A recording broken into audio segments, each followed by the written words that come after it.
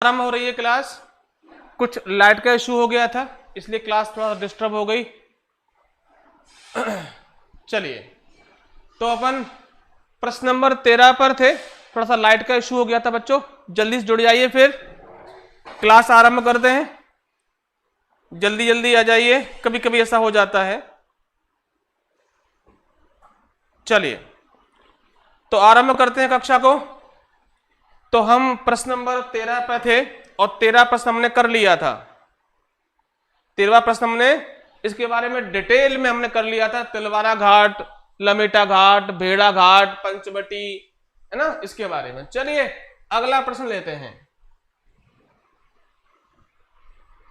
जल्दी से जुड़ो बेटा।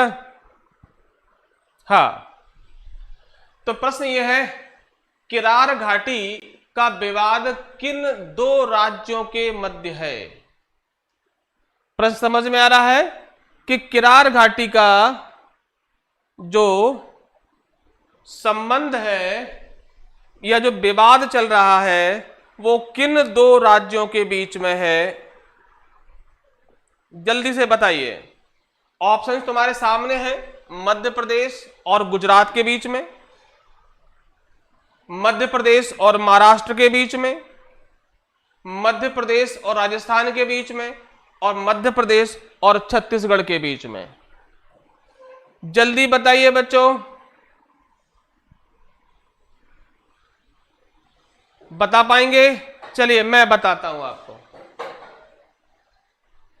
आपने देखा होगा मध्य प्रदेश का जो कुल क्षेत्रफल है, मध्य प्रदेश का जो कुल क्षेत्रफल है 3,08,252 वर्ग किलोमीटर है, आपको पता है। लेकिन जब एमपी का विभाजन हुआ था छत्तीसगढ़ और मध्य प्रदेश के बीच में, तो एक जिला है अनूपपुर, अनूपपुर, और यहां पर है एक जगह अमरकंटक, और इसी अमरकंटक क्षेत्र में एक घाटी है किरार घाटी, किरार घाटी। और इस किरार घाटी का जो कुल एरिया है वो 7 वर्ग किलोमीटर है। बात समझ में आ रही है? जब मध्य प्रदेश का विभाजन हुआ 1 नवंबर 2000 को, तो एमपी और छत्तीसगढ़ के बीच में अनूपपुर के अमरकंटक में किरार घाटी, जिसका कुल एरिया 7 वर्ग किलोमीटर था, उसको लेकर मध्य प्रदेश और छत्तीसगढ़ में विवाद शुरू हुआ। बात समझ में आ रही है? अब आपने देखा होगा, कई बार आपने पुस्तकों में पढ़ा होगा कि एमपी का एरिया 3,08,245 वर्ग किलोमीटर लिख के आता था। अब देख लो 45 से 52 7 वर्ग किलोमीटर हुआ ना बच्चों। बस यही विवाद था। अब छत्तीसगढ़ सरकार ने यह स्वीकार कर लिया है कि ये क्षेत्र मध्य प्रदेश के खाते में है या मध्य प्रदेश का है। इसलिए आज हम पढ़ते हैं कि मध्य प्रदेश का जो कुल एरिया है वो 3,08,252 है। तो यही 7 वर्ग किलोमीटर को लेकर के विवाद था मध्य प्रदेश और छत्तीसगढ़ में। क्या ये बात समझ में आई मेरे प्यारे रसगुल्लो? जल्दी से बताइए, अगर समझ में आई है तो हाँ लिखिए बेटा। बिल्कुल क्लियर क्वेश्चन हो गया बेटा। अगला क्वेश्चन उठाएं तो ध्यान रखें कि किरार घाटी का विवाद मध्य प्रदेश और छत्तीसगढ़ में था। किरार घाटी जो क्षेत्र है वो अनूपपुर अमरकंटक में है। ये घाटी का कुल एरिया 7 वर्ग किलोमीटर है। इसी को लेकर विवाद चल रहा था। अब ये विवाद सॉल्व हो गया है, ये क्षेत्र हमें प्राप्त हो गया है। तो ध्यान रखना, यहां तो प्रश्न क्या है कि किन राज्यों में विवाद है। ऐसे भी पूछ सकते हैं किरार घाटी किस जिले में है, तो आप अमरकंटक बताएंगे, अनूपपुर बताएंगे। ओके, चलिए अगला प्रश्न लेते हैं। और ये प्रश्न आपकी स्क्रीन पर मध्य प्रदेश के राजकीय खेल मलखंभ के बारे में सही कथन का चयन करना है आपको। इसमें कथन दिए हुए हैं, इसमें 3 कथन हैं और उन 3 कथन को आप पढ़िए और फिर बताइए कि इनमें से कौन सा कथन सत्य है। मैं फिर आपके कथन पढ़ देता हूं।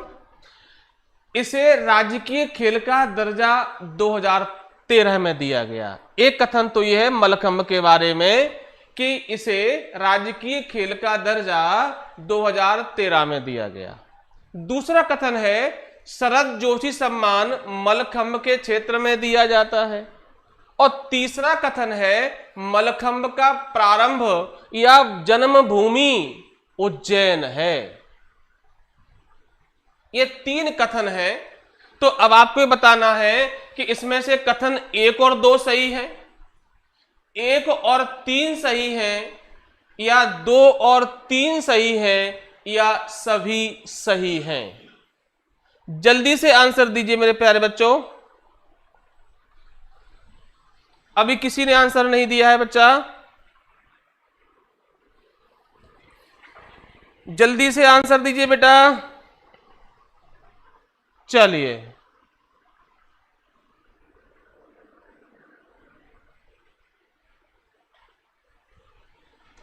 किसी ने आंसर नहीं दिया है। चलिए कोई बात नहीं।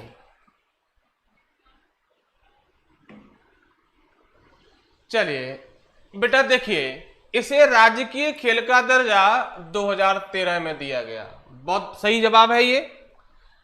मलखंभ के क्षेत्र में मध्य प्रदेश में जो सबसे बड़ा सम्मान है वो शरद जोशी सम्मान है, जो 2013 में शुरू हुआ था। ये भी सही है। और मलखंभ का जो जन्म स्थान है वो भी बेटा उज्जैन है। तो मतलब तीनों कथन सही हैं। और मलखंभ को एमपी के नेशनल गेम्स में भी शामिल कर लिया गया है। ध्यान रखना बेटा, भारत में कुल 4 खेल शामिल हुए थे, उनमें से एक मलखंभ भी था। चलिए अगला प्रश्न लेते हैं।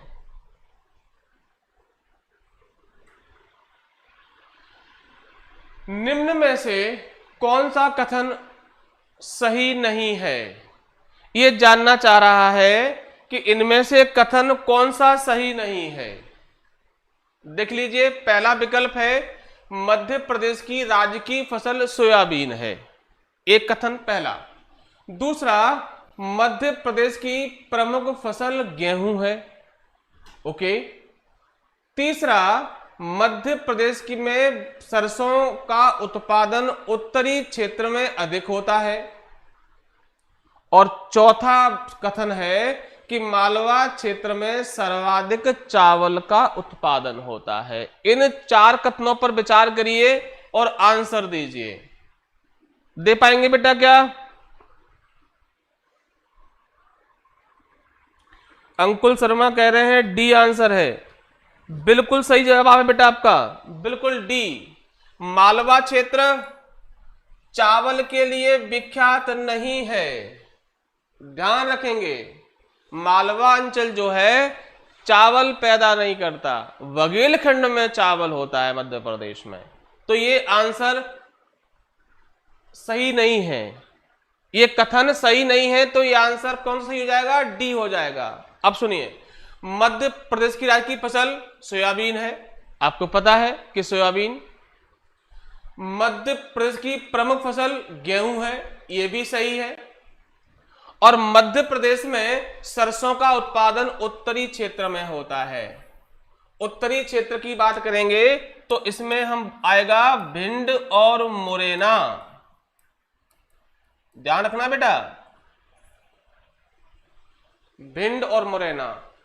मध्य उच्च प्रदेश का जो विभाजन हुआ है उसमें पहला पार्ट है मध्य भारत का पठार, और उस मध्य भारत के पठार में भिंड मुरैना आते हैं। और ये सरसों के लिए विख्यात है, मस्टर्ड के लिए।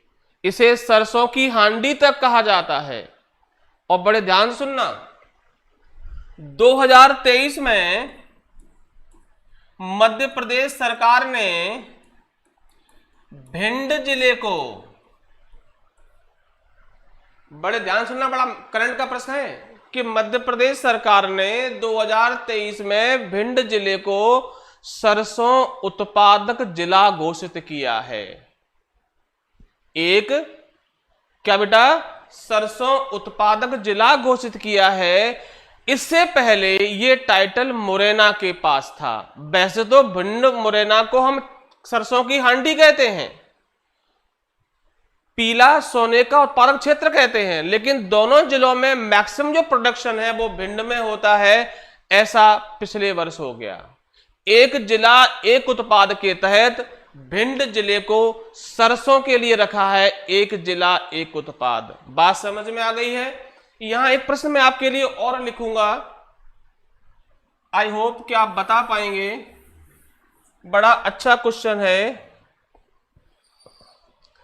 राज्य की फसल हो गई है। यहां पर प्रश्न यह है कि मध्य प्रदेश की प्रमुख व्यापारिक फसल कौन सी है। बड़ा सिंपल सा प्रश्न है। पहला एक प्रश्न मैंने लिखा आपके लिए कि मध्य प्रदेश की प्रमुख व्यापारिक फसल कौन सी है। दूसरा प्रश्न लिख रहा हूं, मध्य प्रदेश की प्रमुख खाद्य फसल कौन सी है। जल्दी से मेरे आंसर दीजिए बच्चों। ये दो प्रश्न मैंने आपके लिए एडिशनल लिखे हैं। आपको एमपी की राज्य की फसल पता है, सोयाबीन है। एमपी की प्रमुख फसल गेहूं पता है। अब आपको दो आंसर और देने हैं, जल्दी से बता दीजिए अगर आप बता पाए तो, कि एमपी की प्रमुख खाद्य फसल गेहूं हो जाएगी। ध्यान रखना बच्चों, अगर वो पूछ रहा है कि मध्य प्रदेश की व्यापारिक फसल कौन सी है तो आप सोयाबीन बताएंगे, बट आप वो पूछ रहा है कि मध्य प्रदेश की प्रमुख खाद्य फसल कौन सी है तो आप गेहूं बताएंगे। और खाद्य फसल के बारे में दो प्रश्न बड़े महत्वपूर्ण हैं। अगर वो पूछता है कि भारत की खाद्य फसल क्या है तो आप चावल बताएंगे मेरे प्यारे बच्चों। अगर वो एमपी की पूछता है कि एमपी की खाद्य फसल कौन सी है तो आप गेहूं बताएंगे। प्रश्न क्लियर है। भारत में और दुनिया में जो प्रमुख फूड क्रॉप्स है, जो प्रमुख खाद्य फसल है, वो चावल है, क्योंकि उसका प्रोडक्शन भी ज्यादा होता है और मैक्सिमम लोग उसको खाने में यूज करते हैं। बट मध्य प्रदेश में कहानी उल्टी है। यहां की जो प्रमुख खाद्य फसल है वो क्या है बेटा, गेहूं है। आगे बढ़ते हैं। और जो व्यापारिक फसल की बात है वो है कपास। ध्यान रखना, मध्य प्रदेश की जो व्यापारिक फसल है वो कपास है, लेकिन जो राज्य की फसल है वो सोयाबीन है। बात समझ में आ रही है? Very good. और सरसों के लिए तो भिंड और मुरैना विख्यात है। अगला प्रश्न हम उठाते हैं।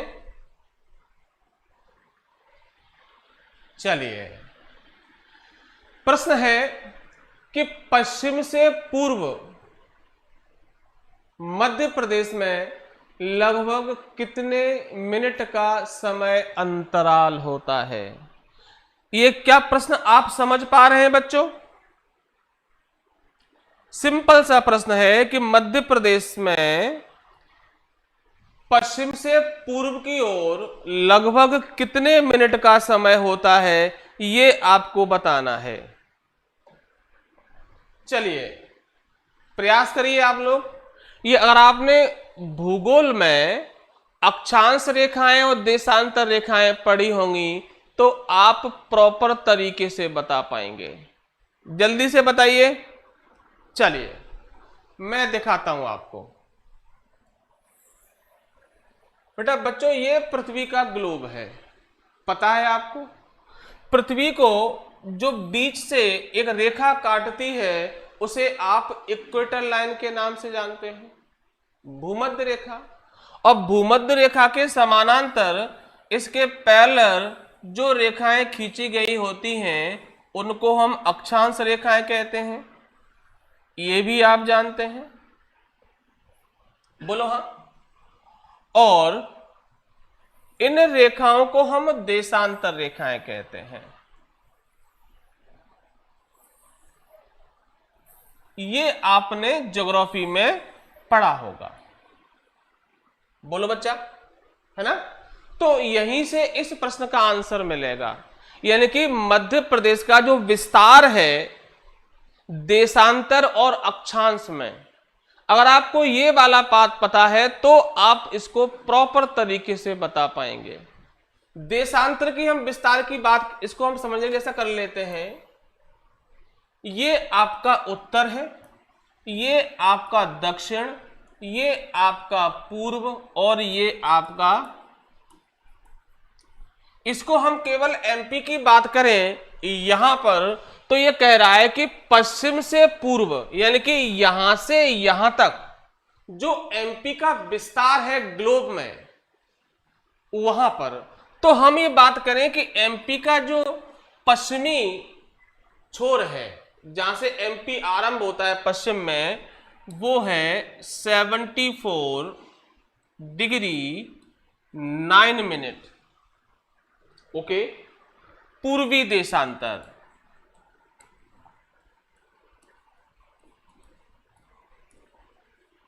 और यहां पर हम आ जाएं तो यहां है 82 डिग्री 48 मिनट पूर्वी देशांतर। ये आपके समझ में आ रहा है बच्चों, यहां से यहां तक। तो इन देशांतरों का जो डिफरेंस है, आपको पता है कि 1 डिग्री देशांतर चलने में 4 मिनट का समय लगता है बस। अब आप इसको निकाल लेंगे तो यहां से यहां तक, बेटा यहां पर है अपना सिंगरौली। आपको पता है कि मध्य प्रदेश का सबसे जो पूर्वी जिला है वो सिंगरौली है, कल भी हमने आपसे चर्चा की थी। और मध्य प्रदेश का जो सबसे पश्चिमी जिला है वो है अलीराजपुर। तो सिंगरौली से अलीराजपुर की बात कर रहे हैं अपन, यानी कि इसमें और इसमें जो डिफरेंस है वो आप निकालेंगे और उसको हम मल्टीप्लाई 4 से कर देंगे तो समथिंग 34 मिनट का समय लगेगा। कितना समय लगेगा बच्चों?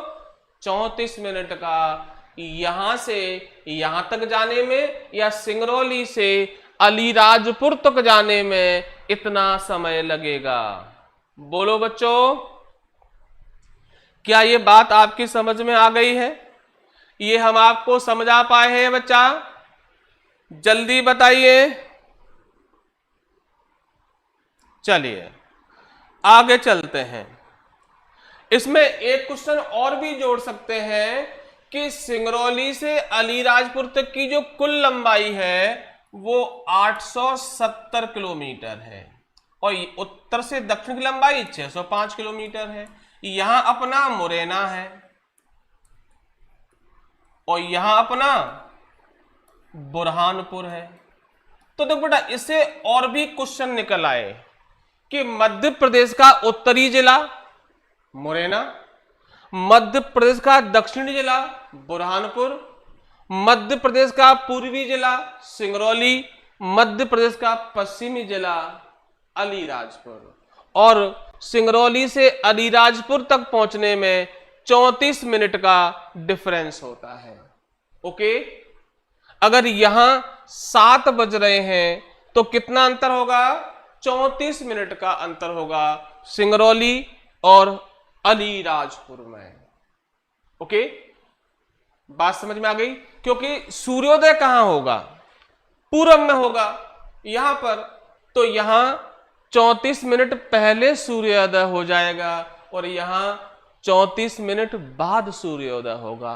बेटा भारत में तो ये डिफरेंस 2 घंटे के करीब का है, इसलिए भारत में अभी टाइम जोन एक ही है जो अपनी समय रेखा है, इसको एक और की डिमांड चल रही है, 2 होने चाहिए जिससे ज्यादा बेहतर रहेगा।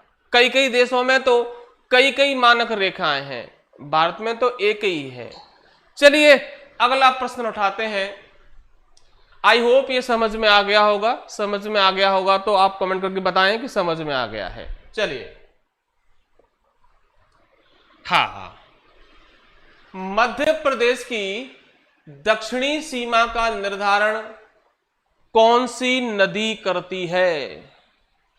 बड़े अच्छा प्रश्न है बेटा, जल्दी से बताइए कि मध्य प्रदेश में दक्षिणी सीमा, सिंपल, ऐसे प्रश्न जब भी आए तो आप अपने डायग्राम से इसको निकाल सकते हैं। आप इसको अपने डायग्राम से निकाल के बता सकते हैं कि एमपी की सीमा किन किन जिलों से जो है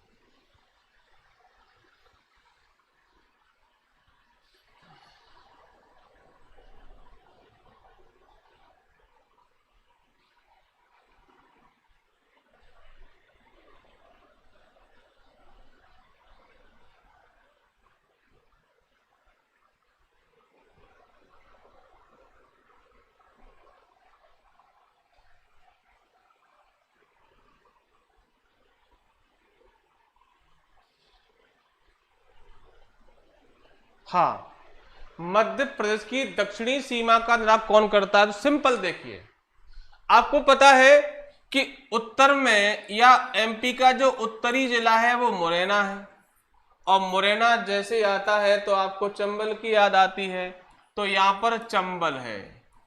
अगर ऐसे प्रश्न करें कि मध्य प्रदेश की उत्तरी सीमा का निर्धारण कौन सी नदी करती है, तो एक चंबल हो गया। अभी हम पहुंचते हैं साउथ सीमा पर, और साउथ सीमा पर बेटा कौन सा जिला है? तो आपको पता है बुरहानपुर। जिला भी पूछ सकता है कि मध्य प्रदेश का साउथ जिला कौन सा है, तो आप बुरहानपुर बताएंगे। और यह भी ध्यान रखें कि बुरहानपुर किस नदी के किनारे है, तो ताप्ती कहते हैं। ताप्ती बोले तो सूर्यपुत्री। तो प्रश्न क्लियर हो गया कि मध्य प्रदेश की दक्षिणी सीमा का निर्धारण कौन सी नदी करती है, तो ताप्ती आएगा। बुरहानपुर इसी नदी किनारे बसा हुआ है, और एक भारत का विख्यात शहर है, नाम सुना होगा आपने, सूरत। सूरत शहर भी ताप्ती के किनारे बसा हुआ है। तो अगर वो पूछ रहा है कि एमपी का दक्षिणी जिला कौन सा है, तो आप बुरहानपुर बता देंगे। एमपी की दक्षिणी सीमा कौन सी डिसाइड करती है, तो आप बता देंगे ताप्ती। उत्तरी जिला पूछे तो मुरैना, और उत्तरी सीमा का निर्धारण कौन सी नदी करती है, तो वो चंबल है। चंबल एमपी की सीमा राजस्थान और यूपी से डिसाइड करती है, ध्यान रखना, राजस्थान और उत्तर प्रदेश से। और इधर की बात करें तो यहां पर एमपी का सबसे पश्चिमी जिला है। अभी मैंने नाम बताया था, जल्दी से बता दीजिए कौन सा जिला पश्चिमी जिला एमपी का, जल्दी से बताइए कमेंट करके। चलिए मैं बता देता हूं, अलीराजपुर। ये मध्य प्रदेश का सबसे पश्चिमी जिला है, और एमपी का जो पूर्वी जिला है वो आपको मैंने बता ही दिया था, सिंगरौली है। यहां दो प्रश्न और सुन लीजिए कि मध्य प्रदेश की पूर्वी सीमा का निर्धारण कौन सी पर्वत करता है, तो यहां आप बताएंगे मैकल का पर्वत, मैकल श्रेणी। बहुत शानदार क्वेश्चन आपको दूंगा मैं, बस आप जुड़े रहिए। एमपी की पूर्वी सीमा जिला हो गया, और पर्वत पूछेंगे तो मैकल श्रेणी। और एमपी की पश्चिमी सीमा का जो निर्धारण है वो कौन सा पर्वत करता है, तो आप बताएंगे अरावली। नाम सुना होगा आपने अरावली।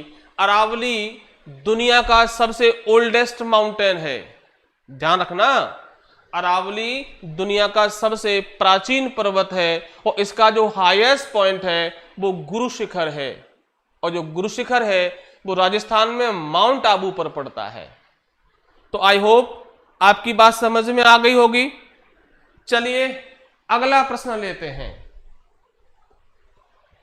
प्रश्न आपके सामने है, भोपाल जिले में स्थित इस्लाम नगर का नाम बदलकर हाल ही में क्या कर दिया गया है। बड़ा शानदार प्रश्न है और यह प्रश्न मध्य प्रदेश में करंट से भी जुड़ा हुआ है। जल्दी से बताइए।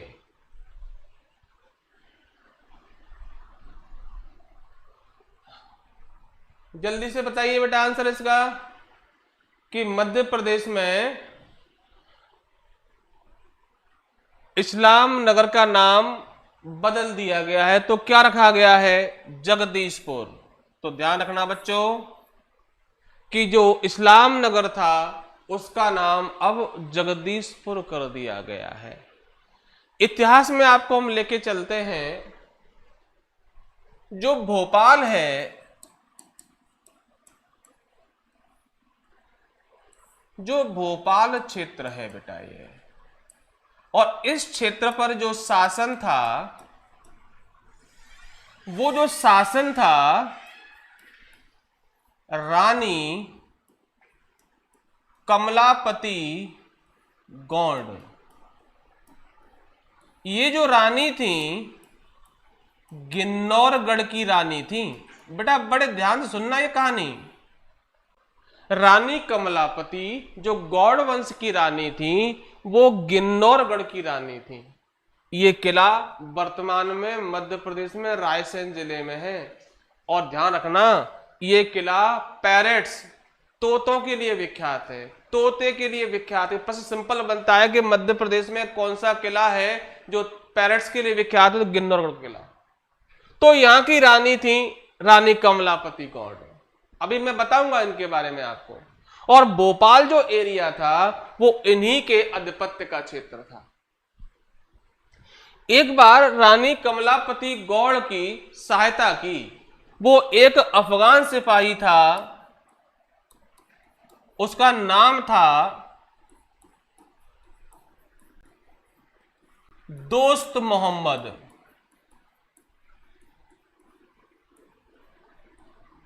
क्या नाम था, दोस्त मोहम्मद। और इसी दोस्त मोहम्मद ने जब रानी कमलापति गौड़ की सहायता की तो रानी कमलापति गौड़ ने जो भोपाल का क्षेत्र था वो दोस्त मोहम्मद को उपहार स्वरूप दे दिया। अब कहानी यहां से बदलेगी बेटा। अब ये जो दोस्त मोहम्मद एक अफगान सिपाही था मुगल सेना में, अब इसकी जो महत्वाकांक्षाएं वो जाग उठी और उसने रानी कमलापति गौड़ का राज्य ही हड़पने का प्रयास किया और इन्हें मारने तक का प्रयास किया। तो भोपाल कभी आप लोग गए हो तो वहां पर एक छोटा तालाब है, एक बड़ा तालाब है, एक छोटा तालाब है, और इसी छोटे तालाब में रानी कमलापति गौड़ ने जल समाधि ले ली थी।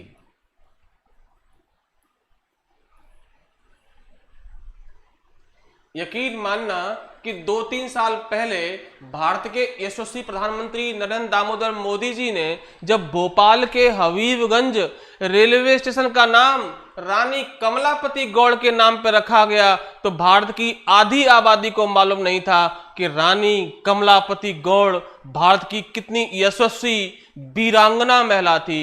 ये हमारे देश का बड़ा दुर्भाग्य है। हमें बहुत सारे लोगों के बारे में पता है बट किस कीमत पर भारत की वीरांगनाओं के बारे में नहीं पता है। ऐसी नीतियां हैं हमारी। तो इस रानी कमलापति गौड़ ने भोपाल के लिए अपनी जान दे दी, जल समाधि ले ली और इस दोस्त मोहम्मद ने वो पूरे क्षेत्र पर शासन कर लिया और अपने राज्य भोपाल की जो राजधानी थी उसका नाम पहले जगदीशपुर बना थी। क्या कुछ बेटा, जगदीशपुर। और इसी जगदीशपुर का नाम उसने बदल दिया और इस्लाम नगर कर दिया। क्या कर दिया बच्चों, इस्लाम नगर कर दिया। ये थी कहानी। इसलिए मुख्यमंत्री मध्य प्रदेश के शिवराज सिंह चौहान उन्होंने इस इस्लाम नगर का नाम पुनः जगदीशपुर कर दिया। आई होप ये कहानी आपको समझ में आई होगी। समझ में आई होगी तो बेटा हमारे इस चैनल को शेयर भी करें और अपने बंधु बांधवों तक हमारी बात को पहुंचाएं। हमारी बात को पहुंचाने का दायित्व तो छात्रों पर ही है, आप पर ही है। बेटा शिक्षक तभी महान होता है जब उसके बच्चे बड़े बड़े काम करते हैं। गुरु द्रोण इसलिए महान हुए कि उनका एक शिष्य था अर्जुन। अगर अर्जुन नहीं होता तो द्रोण भी नहीं होते। इसलिए आपने कभी कभी देखा होगा कि अर्जुन का जब परिचय कराते हैं तो बोलते हैं द्रोण शिष्य अर्जुन। तो बेटा आप हमारे अर्जुन ही हैं, जल्दी से जल्दी करिए इसको और मन लगा के पढ़िए। चलिए अगला प्रश्न उठाते हैं। हाँ, भोपाल राज्य का भारत संघ में विलय कब हुआ, ये आपका अगला प्रश्न है। भोपाल जो राज्य था वो विलय कब हुआ? ऑप्शन पहला है 1 जून 1949, दूसरा है 30 अप्रैल 1999, तीसरा ऑप्शन है 15 अगस्त 1947 और चौथा विकल्प है 1 जून 1948। जल्दी से बताइए बच्चों कौन सा आंसर इसमें सही है? क्या आप बता पाएंगे? चलिए मैं बताता हूं। 1 जून 1949 को भोपाल का विलय भारत संघ में कर दिया गया। ये तो इस प्रश्न का आंसर हुआ। समझ में आ गया कि भोपाल राज्य का विलय जो है कब हुआ भारत संघ में। एक प्रश्न तो ये जो प्रश्न कह रहा है उसका आंसर मिल गया। अब और प्रश्न सुनिए जो इसमें बड़े महत्वपूर्ण हैं। एक प्रश्न एमपीपीएससी ने पूछा कि भोपाल का विलय किस श्रेणी में हुआ था? पार्ट ए में हुआ था, पार्ट बी में हुआ था या पार्ट सी में हुआ था? आंसर देंगे बच्चों, बताइए। भोपाल का विलय पार्ट ए में हुआ था या पार्ट बी में हुआ था या पार्ट सी में हुआ था? आपको पता है कि भारत के जो राज्यों का जो पुनर्गठन हुआ था वो part A, part B, part C और पार्ट डी, पूरे भारत की बात करें तो 4 पार्ट में हुआ था। हालांकि पार्ट डी में केवल अंडमान निकोबार था, पार्ट डी में केवल अंडमान निकोबार था। बट एमपी में 3 ही कैटेगरी थी, part A, part B, part C. Bhopal separate था। बट भोपाल 1 जून 1949 को भारत संघ में विलय कर दिया गया। और ध्यान रखना इसको पार्ट सी में मिलाया गया था। बेटा क्या में मिलाया गया था? पार्ट सी में मिलाया गया था। पार्ट सी की राजधानी रीवा में थी, पार्ट बी की राजधानी ग्वालियर इंदौर में थी और पार्ट की राजधानी नागपुर में थी, जैसा कि आपको मालूम है। तो ये बात आपकी समझ में आ गई है। अब क्या घटनाक्रम रहा इतिहास में किसका विलय होना पड़ा? तो बड़ा थोड़ा ध्यान सुनिए, बस आप सुनते रहिए मन लगा के। ज्ञान का वर्धन तो मैं कर दूंगा आपका, बस आप सुनिए और एक नोटबुक पे इनको नोट भी करते रहिए। स्पीड अगर ज्यादा है तो हम कम कर लेंगे, नो प्रॉब्लम। अब देखिए, भोपाल जो रियासत थी यहां पर आपको पता है नवाब थे। भोपाल के नवाब आपने सुना होगा। नवाब तो बहुत जगह हुए हैं बट मध्य प्रदेश में भोपाल और पूरे भारत में लखनऊ के नवाबों का नाम आता है। खैर नवाब से कम तो तुम भी नहीं हो। मम्मा आपकी कहती होगी बेटा नवाब खड़े हो जाओ, अभी पढ़ने का समय हो रहा है, आप भूल जाते होंगे। खैर तो नवाब भोपाल के थे। तो भोपाल का जो अंतिम नवाब था उसका नाम था हमीदुल्ला खान। क्या नाम था बच्चों? हमीदुल्ला खान।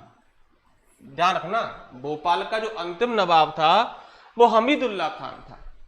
क्लियर है? हमीदुल्ला खान के कोई बेटा नहीं था, 2 बेटियां थी। 2 बेटियां थी। एक बेटी ने शादी कर ली कहां? पाकिस्तान में। एक बेटी बची, तो उस बेटी की शादी हरियाणा में एक रियासत है, अगर आपने नाम सुना हो, पटौदी रियासत। बेटा क्या नाम है? पटौदी।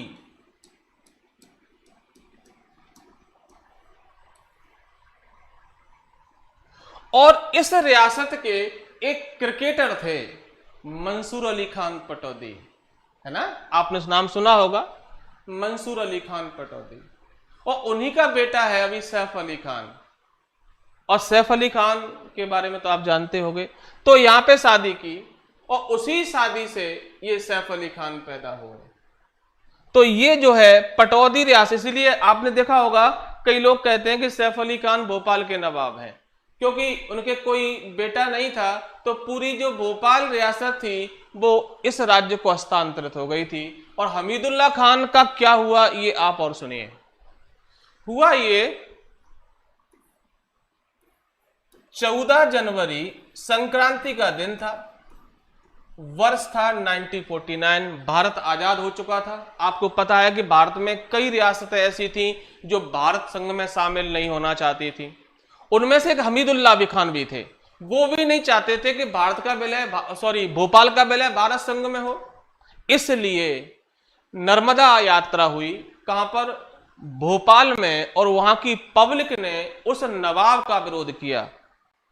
और इस तारीख को मकर संक्रांति का दिन था उस दिन, और पूरे भोपाल में जनता ने भोपाल के नवाब का विरोध किया और भोपाल को भारत संघ में शामिल करने के लिए मूवमेंट किया। और इस घटना को भोपाल का जलियांवाला बाग हत्याकांड कहा जाता है। अब ये बात आपकी समझ में आ गई बच्चा कि 14 जनवरी 1949 को भोपाल का जलियांवाला बाग हत्याकांड हुआ। इसके बाद वल्लभ भाई पटेल ने हमीदुल्लाह पर शिकंजा कसा और हमीदुल्लाह खान पाकिस्तान भाग गया। और 1 जून 1949 को भोपाल का विलय भारत संघ में हुआ और पार्ट सी का भाग बना। ये बात अब आपके समझ में बच्चों आ गई है कि भोपाल का विलय भारत संघ में कब हुआ, भोपाल का जलियांवाला बाग हत्याकांड कब हुआ, भोपाल का अंतिम नवाब कौन था, भोपाल का संस्थापक कौन था। ये सारी बातें आपको, और रानी कमलापति के बारे में अवश्य याद रखें। ओके। वैसे भोपाल का जो रेलवे स्टेशन है, जो भारत का पहला निजीकरण स्टेशन है भारत का, उसी का नाम बदल रख के कर दिया है रानी कमलापति गौड़। बहुत शानदार बना है, कभी आपको मौका लगे तो जरूर देखना। अब ये जलियांवाला बाग हत्याकांड एमपी में 2 हुए हैं। एक तो ये हुआ है, एक प्रश्न आता है कि मध्य प्रदेश का जलियांवाला बाग हत्याकांड। ओके। एक ये भोपाल का जलियांवाला बाग हत्याकांड, और एक तो इतिहास में आपने पढ़ाई है। चलिए अगला प्रश्न उठाते हैं। सेंट्रल प्रोविंस की स्थापना कब हुई? जल्दी से बताइए बच्चों, सेंट्रल प्रोविंस की स्थापना कब हुई थी? सेंट्रल प्रोविंस बोले तो इसको हिंदी में बोलते हैं मध्य प्रांत। यहां से ही मध्य प्रदेश में ब्रिटिश राज शुरू होगा बेटा। ऑप्शंस आपके हैं 1861, 1891, 1871 या 1881। जल्दी बताइए बच्चों। चलिए कोई बात नहीं, इसका आंसर है 1861। 1861 में सेंट्रल प्रोविंस बना है, और बाद में इसमें जोड़ देंगे हम बरार। तो ध्यान रखें ये जुड़ा था इसमें 1936 में, और ये बरार अब महाराष्ट्र का क्षेत्र है, मध्य प्रदेश में नहीं आता। क्योंकि जब 56 आएगा, 1956 आएगा, तो इस बरार को हम, इसका जो मैक्सिमम पार्ट है महाराष्ट्र में दे देंगे। ठीक है। चलिए, तो सेंट्रल प्रोविंस की स्थापना कब हुई? 1861 में। ये प्रश्न अगला है आपका, मालवा के पठार में किस प्रकार की जलवायु पाई जाती है? प्रश्न क्लियर है? मालवा के पठार में किस प्रकार की जलवायु पाई जाती है? ये क्लाइमेट से भूगोल का प्रश्न है मध्य प्रदेश में। जल्दी से बताइए, उष्णकटिबंधीय जलवायु, उष्णकटिबंधीय जलवायु, उपोष्ण जलवायु आर्द्र जलवायु या समशीतोष्ण जलवायु? जल्दी से आंसर देने का प्रयास करिए। चलिए कोई बात नहीं, इसका आंसर रहेगा समशीतोष्ण जलवायु। मालवा अंचल की ये विशेषता है कि यहां का जो क्लाइमेट है बहुत शानदार है, न ज्यादा गर्मी रहती है न ज्यादा सर्दी रहती है। ये उस जोन में आता है जहां ज्यादा गर्मी भी नहीं होती, जहां ज्यादा सर्दी भी नहीं होती, इसलिए इसको बोलते हैं समशीतोष्ण जलवायु। याद रखें। और अगर आपको याद हो तो एक चीनी यात्री आया था, उसने कहा कि मालवा की जलवायु दुनिया में सबसे श्रेष्ठ है। क्या आप उसका नाम बता पाएंगे कि वो कौन चीनी यात्री था? जल्दी से प्रयास करिए, नहीं तो मैं बताऊंगा फिर आपको। चलिए कोई बात नहीं, उसका नाम था फायान। बेटा कौन था? फायान। ऐसे भी याद रखना कि भारत आने वाला पहला चीनी यात्री कौन था? फायान।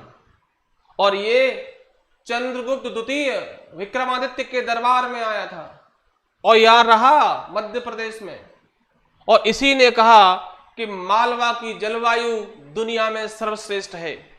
और मालवा की मध्य प्रदेश में आर्थिक उन्नति का राज यही है, यहाँ का क्लाइमेट। यहाँ की जो वर्षा का औसत आप देखेंगे ना, 75 से 125 सेंटीमीटर है। आपसे पूछें कि किसी भी क्षेत्र में या किसी भी एरिया में आदर्श वर्षा क्या होती है, एक आइडल पोजीशन क्या होती है, तो आप बताएंगे 75 से 125 सेंटीमीटर। इसीलिए आज पूरे मध्य प्रदेश में मालवा का जो इकोनॉमी है बूम कर रहा है। कारण यही कि यहाँ का क्लाइमेट और यहाँ की आदर्श वर्षा। चलिए बच्चों, तो आज हम क्लास को यहीं विराम देंगे। गोविंदाय नमो नमः। चलो चलिए, अभी टाइम और स्लॉट में है तो और चलते हैं आगे, और प्रश्न लेते हैं। बढ़िया है, आपको और क्लास मिलेगा इसमें। अभी ये प्रश्न आपका अगला है, इनमें से कौन सी चट्टान सबसे नवीनतम चट्टान है? अगर आपने भूगोल पढ़ा होगा भारत का, अगर आपने भारत का भूगोल पढ़ा होगा तो चट्टानें पढ़ी होंगी आपने। तो उन्हीं की हम बात कर रहे हैं कि इनमें से कौन सी चट्टान सबसे नवीनतम है। जल्दी बताइए। पहला विकल्प है धारवाड़, दूसरा है आर्कियन, और तीसरा है टर्सरी, और चौथा है गोंडवाना लैंड की चट्टानें। प्रयास करिए बच्चों जल्दी से, फिर मैं आपको आंसर देता हूं।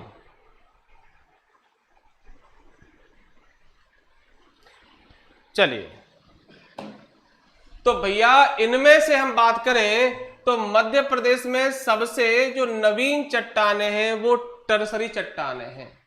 इन चट्टानों का निर्माण हिमालय निर्माण के साथ शुरू हुआ था। तो बेटा ध्यान रखना कि मध्य प्रदेश में, या भारत की भी हम बात करें, प्रश्न भारत भी लगा सकते हैं इसमें, एमपी तो है ही, लगा ही है, तो एमपी या भारत की सबसे नवीन चट्टानें कौन सी हैं? टर्सरी हैं। और अगर वो पूछे कि सबसे पुरानी चट्टानें कौन सी हैं, तो आप बताएंगे आर्कियन चट्टानें। ध्यान रखना बेटा, सबसे पुरानी चट्टानें। अगर वो आपसे कह रहा है कि भारत की या मध्य प्रदेश की सबसे पुरानी चट्टानें कौन सी हैं, तो आप आर्कियन बताएंगे। और अगर वो पूछ रहा है सबसे नवीन चट्टानें कौन सी हैं, तो टर्सरी बताएंगे। और अगर वो आपसे पूछे कि भारत में आर्थिक रूप से संपन्न मतलब यहां बहुत सारे खनिज निकलते हैं, मेटल्स नॉन मेटल्स निकलते हैं। तो वो चट्टानें कौन सी हैं? तो वो है धारवाड़ की चट्टानें। फिर सुनिए, अभी वो पूछ रहा है प्रश्न में कि सबसे नई चट्टानें कौन सी हैं, तो टर्सरी। पुरानी बोलेगा तो वो आर्कियन चट्टानें हैं। ये प्रश्न आया कि भारत में या एमपी में सबसे पुरानी चट्टानें कौन सी हैं, तो आर्कियन चट्टानें हैं। या वो पूछे कि भारत में आर्थिक रूप से संपन्न, मतलब इसका कहने का ये है कि इसमें मेटल और नॉन मेटल सबसे ज्यादा, जैसे गोल्ड, कॉपर, सिल्वर, तो वो कौन है? धारवाड़। और धारवाड़, या ऐसे पूछे कि किन चट्टानों का नाम किसी स्थान के नाम पर पड़ा है, तो वो भी धारवाड़ चट्टान ही है। धारवाड़ एक जगह का नाम है और ये पड़ती है कर्नाटक में, और उसी धारवाड़ के नाम पर इन चट्टानों का नाम रख दिया कर्नाटका। और इसलिए भारत में आज भी गोल्ड माइंस इसी कर्नाटक में है। इस तो याद रहेगा ना बेटा, भारत में आर्थिक रूप से संपन्न चट्टानें कौन सी हैं? धारवाड़ की। एक मूवी देखा होगा आपने रॉकी भाई का, केजीएफ, यहीं निकलता है सोना। देखा था ना? हाँ, पिक्चर तो देखी होगी, पढ़ाई नहीं करी होगी, काश पढ़ भी लेते। तो धारवाड़ चट्टानें और जो गोंडवानालैंड की चट्टानें हैं, ये भारत में कोयले के लिए विख्यात है। ध्यान रखना एक प्रश्न कि भारत में सबसे ज्यादा कोयला किस प्रकार की चट्टानों से प्राप्त होता है, तो आप बताएंगे गोंडवानालैंड की चट्टानों से। गोंडवानालैंड की चट्टानों से भारत में भी और मध्य प्रदेश में भी 98% कोयला प्राप्त होता है। और कोयला तो है ही गजब की चीज, काला सोना कहते हैं, उद्योगों की जननी कहा जाता है, ऊर्जा का स्रोत है। भारत में 68% लाइट कोयले से बनती है, थर्मल पावर कहते हैं। तो बेटा भारत में सबसे ज्यादा कोयला भी गोंडवानालैंड की चट्टानों से प्राप्त होता है। तो ध्यान रखना बेटा, भारत का जो पार्ट है इसकी हम बात करें बेटा, ये वाला पार्ट तो पहले था ही नहीं। जब भारत गोंडवानालैंड का भाग था, वहां से वो अलग हुआ और टकराया यूरेशिया से, तब जाके ये हिमालय का पार्ट बना है। पहले यही था। और इस भाग में कुल 6 प्रकार की चट्टानें पाई जाती, ध्यान रखना। इसलिए हमने पढ़ा कि इन चट्टानों का निर्माण हिमालय निर्माण से जुड़ा हुआ है। जब ये भाग टकराया खिसक के ऊपर, तो इन चट्टानों का निर्माण हुआ। भारत में, इस भारत में तो केवल 6 प्रकार की चट्टानें पाई जाती थी। चलिए आगे बढ़ते हैं। एक प्रश्न में और सुन सकते हैं कि कौन सी चट्टानों में या कौन सी चट्टानें हैं जो भवन निर्माण, मतलब मकान बनाने के लिए जो मटेरियल होता है वो उससे सबसे ज्यादा प्राप्त होता है, तो बिंद क्रम की चट्टानों से। इसको भी आप साथ में याद कर लें। तो आई होप चट्टानों संबंधित काफी प्रश्न बने। सबसे नवीनतम कौन सी है? टर्सरी। पुरानी कौन सी है? आर्कियन। आर्थिक रूप से कौन विख्यात है? धारवाड़। गोंडवाना क्यों विख्यात है? कोयले के लिए। और भवन निर्माण सामग्री सबसे ज्यादा किस प्रकार की चट्टानों मिलती है? जैसे बलुआ पत्थर से लाल किला बना है, वो संगमरमर, वो सब बिंद क्रम से मिलता है। समझ में आया बच्चों? चलिए अगला प्रश्न उठाते हैं।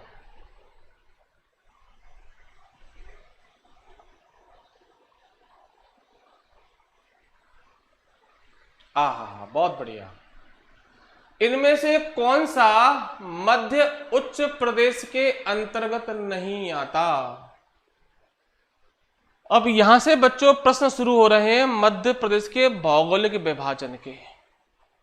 मध्य प्रदेश का जो भौगोलिक विभाजन है वहां से प्रश्न आपके आरंभ हो रहे हैं।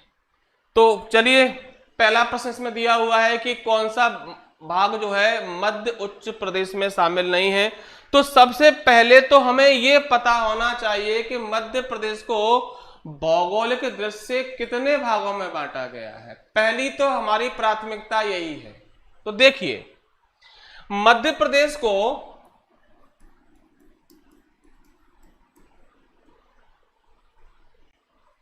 या हम ऐसे करें भौगोलिक रूप से देखिए, पहला भाग है जिसे हम बोलते हैं मध्य उच्च प्रदेश, जो पहला भाग है।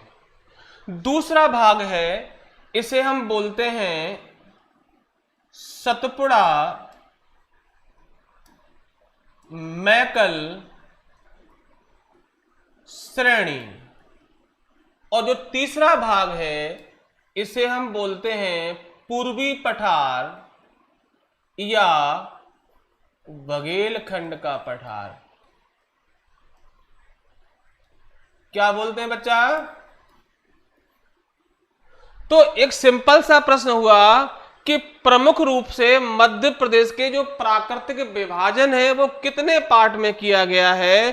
तो 3 भागों में किया गया है, मध्य उच्च प्रदेश, सतपुड़ा मैकल श्रेणी और बघेलखंड का पठार। बात आपकी समझ में आ रही है कि जो है 3 पार्ट में डिवाइड है, मध्य उच्च प्रदेश, सतपुड़ा मैकल श्रेणी और पूर्वी पठार। ये जो मध्य उच्च प्रदेश है ये इन तीनों में सबसे बड़ा भाग है, यानी कि कुल मध्य प्रदेश के 2/3 पर अकेला मध्य उच्च प्रदेश फैला हुआ है, जो एमपी का उत्तरी भाग है। ओके, ये जो मध्य उच्च प्रदेश है ये 5 भागों में डिवाइड है। बेटा कितना? 5 भागों में। उनके क्या क्या नाम है? पहला है मध्य भारत का पठार, सुना होगा आपने। दूसरा है मालवा का पठार। तीसरा है बुंदेलखंड का पठार, और चौथा है रीवा पन्ना का पठार, और 5वां है नर्मदा सोन घाटी। क्या हम आपको समझा पा रहे हैं कि प्रमुख रूप से मध्य प्रदेश को भौगोलिक एंगल से 3 पार्ट में डिवाइड किया गया, मध्य उच्च प्रदेश, सतपुड़ा मैकल श्रेणी और बघेलखंड। और जो मध्य उच्च प्रदेश है उसको फिर 5 पार्ट में डिवाइड किया गया। वो 5 पार्ट कौन से हैं? मध्य भारत का पठार जिसमें आपका भिंड मुरैना आता है, मालवा का पठार जो काली मिट्टी का प्रदेश है, बुंदेलखंड का पठार, जैसे ही ग्वालियर से आप आगे बढ़ते हैं झांसी साइड में तो आपका बुंदेलखंड। ये पठार 2 राज्यों में फैला हुआ है, एमपी और यूपी। आपको याद होगा बहन मायावती ने बुंदेलखंड को राज्य बनाने का डिमांड किया था जब मनमोहन सरकार हुआ करती थी, तब उन्होंने एमपी और यूपी कुछ जिलों को मिलाकर के ये प्लान किया था और झांसी को इसकी राजधानी प्रस्ताव किया था, बट वो कैंसिल हो गया, तो वही बुंदेलखंड। और तीसरा रीवा पन्ना का पठार, और 5वां नर्मदा सोन घाटी। अगर टोटल की हम बात करें तो मध्य प्रदेश को भौगोलिक दृष्टिकोण से 7 भागों में बांटा गया है। बात समझ आ रही है? अगर यह प्रश्न लिखा हुआ है कि प्रमुख रूप से कितने भाग हैं तो 3 ही हैं, और टोटल कितने पार्ट हैं तो 7, 1, 2 और ये 5। 5 के नाम अवश्य याद रखेंगे आप, तो ये 7 हो गए। अब यहां एक प्रश्न और जोड़ सकते हैं कि जब एमपी का विभाजन नहीं हुआ था तो मध्य प्रदेश में कुल कितने भौगोलिक प्रदेश थे? तो आप लगाएंगे 9। वहां पर महानदी बेसिन और दंडकारण्य का पठार और बढ़ जाता था। दंडक वन सुना होगा आपने, अगर कभी आपने गलती से टीवी पर रामायण देखा हो, पढ़े तो हो ही नहीं, मुझे पता है ना। तो दंडकारण्य जहां राम गए थे, ताड़ का वध किया था, वही दंडक वन है। ऐसे भी आता है दंडकारण्य किस राज्य में है, तो जानना छत्तीसगढ़ में है। तो दंडकारण्य का पठार और महानदी बेसिन 2 एडिशनल थे, वो कहां चले गए? छत्तीसगढ़ में। तो अब एमपी के पास 7 बचे हैं, और 7 को प्रमुख रूप से 3 पार्ट में, और टोटल ये बड़े महत्वपूर्ण प्रश्न निकले हैं इससे। एमपीपीएससी ने कई बार पूछा है कि मध्य प्रदेश का सबसे बड़ा पठार कौन सा है, तो आप मालवा का पठार बताएंगे। बेटा यहां पर इतनी सावधानी बरतनी है आपको कि अगर थोड़ी सी भी सावधानी हटी तो ये माना दुर्घटना घटी। अगर विकल्प में मध्य उच्च प्रदेश दिया हुआ है और प्रश्न क्या है कि एमपी का सबसे बड़ा पठार कौन सा है और ये विकल्प दिया हुआ है, तो आप कोई विकल्प नहीं लगाएंगे, यही लगाएंगे। और अगर ये विकल्प नहीं है बेटा, प्रश्न सही गलत नहीं होते, प्रश्न ऑप्शन के हिसाब से सही और गलत होता है, ध्यान रखना। तो अगर ऑप्शन में ये नहीं दिया हुआ है तो फिर आप लगाएंगे मालवा के पठार को, जो एमपी के कुल एरिया का 28% से ज्यादा भाग पर फैला हुआ है। बात क्लियर है? अगर ऑप्शन में ये है तो फिर इसको लगाना ही है, हमारे पास मजबूरी कुछ का वो नहीं है। बट अगर ये ऑप्शन में नहीं है, ये ऑप्शन में दिया हुआ है, तो आप मालवा का पठार लगाएंगे और सबसे छोटा भाग है। अब तो प्रश्न आपका क्लियर होगा, अब तो आप आराम से लगा सकते हैं। अब तो लगा दीजिए बेटा, उच्च प्रदेश में शामिल नहीं है। अभी भी नहीं लगाया, चलो कोई बात नहीं, ये रहा, ये अलग से पठार है, ये यहां अलग से पठार है और ये 3 तो इसी के भाग हैं। चलिए अब बेटा चर्चा आपसे कल ही होगी, आज के लिए इतना ही।